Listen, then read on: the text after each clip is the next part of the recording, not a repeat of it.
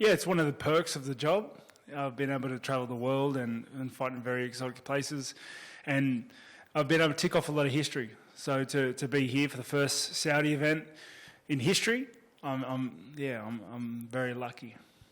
Obviously, when you hear Khamzat's out of the fight, your first thought is, well, I need a replacement. I still want to compete. But does any part of you allow yourself to be disappointed that a big fight has fallen through, or do you just have to switch on the attention to the next guy right away? I'm not really worried about too much on who I'm fighting. If I'm going to be honest, I'm here to fight. I was fit, I was ready, and this is how I provide for my family. So I wanted, everyone knew I wanted to fight. I'm here, so I'm going to fight.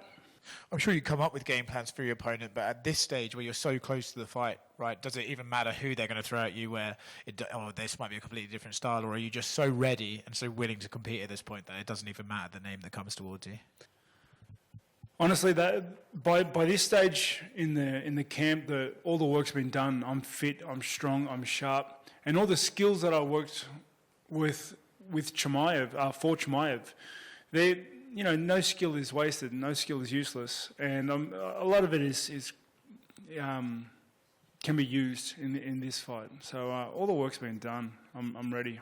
I saw that you didn't know who Ikram was when they offered you the fight. I'm sure you've done your research now. You just mentioned that some of the skills you had for Chimaev could have applied to this one. Do you see them as similar sort of opponents? Do they have similar styles in your mind?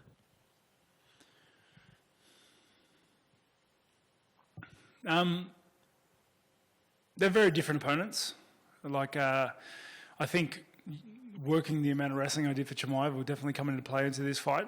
And, a big thing has been about us pushing the game plan onto our opponents. And that's been kind of a constant throughout my career. So I look forward to getting in there and seeing how he deals with the amount of tools and skill sets that I'm going to bring. Going into the Paulo fight, you said, you needed to get the beast back and you were in there to hurt him, not just fight him. Is that a mentality that you saw successful in that fight, so you're going to keep pushing that going into each fight? And is that what you mean about pushing your own game plan? It was definitely part of the equation. And, as much as it's a sport, it's a combat sport. We're in there and we're doing combat. We're two warriors going in there, and we're gonna really test our mettle. So the idea to get in there and be the hunter and just hunt him down and hurt him until he goes away is very much the game plan. I know your calendar doesn't go past Saturday, but if you could ideally put the stakes on this fight, what would you like them to be, right? When it was Chimaev, it seemed obvious, the winner, title shot. Now Ikram's come in, lower ranked guy. Do you think that affects it, or do you think the fact that you've done the UFC a favour by taking this fight short notice should still get you that title shot if you win? The only sure thing in the UFC is that winning opens doors. And, my focus, as you said, is solely on this Saturday night, getting my hand raised, and I'll worry about the rest afterwards. Is the Khamzat fight something that you still would want down the line, or is it you just kind of past it now? If he's around at the top of the game and I'm around the top of the game, our paths will cross. It wasn't anything. I don't have any particular opponents that I look to fight. It's just they give me a name and I say yes, and then we're here.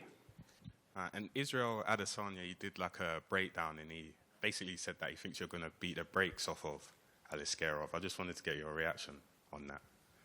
طبعا إسرائيل قال لك من قبل إنه what was the name? Sorry. Israel Adesanya. Israel Adesanya. Can you repeat your question? Actually, sorry. Israel Adesanya said he's going to beat the brakes. That Robert's going to beat the brakes off of Aliskerov. So I just want a reaction to that. Okay. إسرائيل قال إنه هو حيبارز دان، وكان هو بس حباله يعرف إيش هو الرياكشن الإثارة تبعيتك بالموضوع. I'm going in there pretty confident too. I've trained everything. I've ticked every box. I've hit every milestone that I need to. I'm going to go in there the best version of myself. And like I said, I'm looking to put him away. طبعا أنا تدربت، عملت كل اللي علي، فكل شيء اللي أنا مطلوب مني أنا سويته، وأنا فايت على المباراة وأنا عارف شو اللي ممكن يطلع، بس أنا جاهز للموضوع. Okay, and I know you've probably been asked a lot, obviously, because you've been in there with Dricus, been in there with Israel. But I just want to get your thoughts on the fight and how do you think it plays out? Honestly, you'd have to. I think Dricus fighting Sean displayed a level of pressure that he can put, which is, to stop a pressure fighter like Sean. I thought that was pretty impressive. He's tough and dogged in that effect.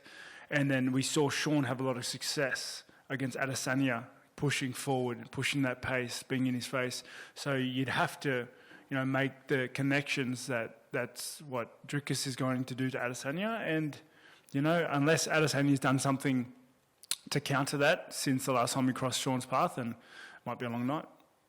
Robert, your former opponent, Chimaev, and your current opponent, Ikram, they actually fought some 5 years ago. Obviously, time passes, people evolve, things change, but did you have the chance to watch that fight? And if yes, did you learn something from it, from neither of them? I think it just displays how good Aliskerov is. Before he lost, he was giving Chimaev a hard time. And obviously 5 years is a long time. I'm not the fighter I was 5 years ago.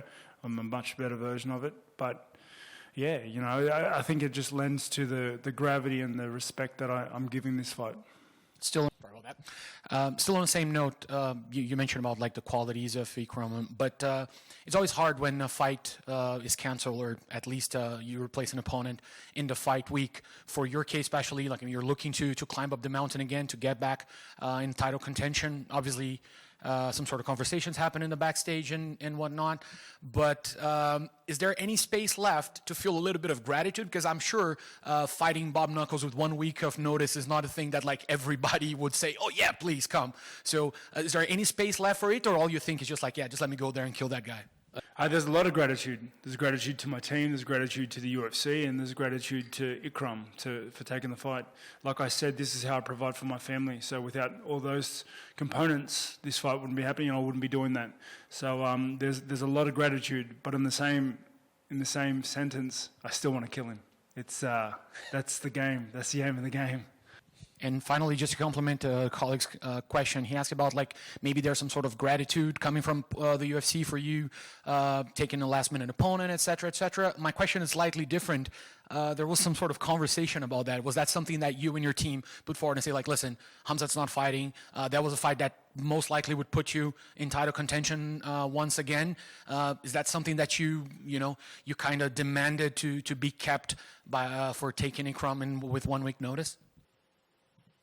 My biggest concern was making sure that the fight happened, was going through with the fight. And my biggest concern now is beating Ikram. Like I said before, doors open when you win.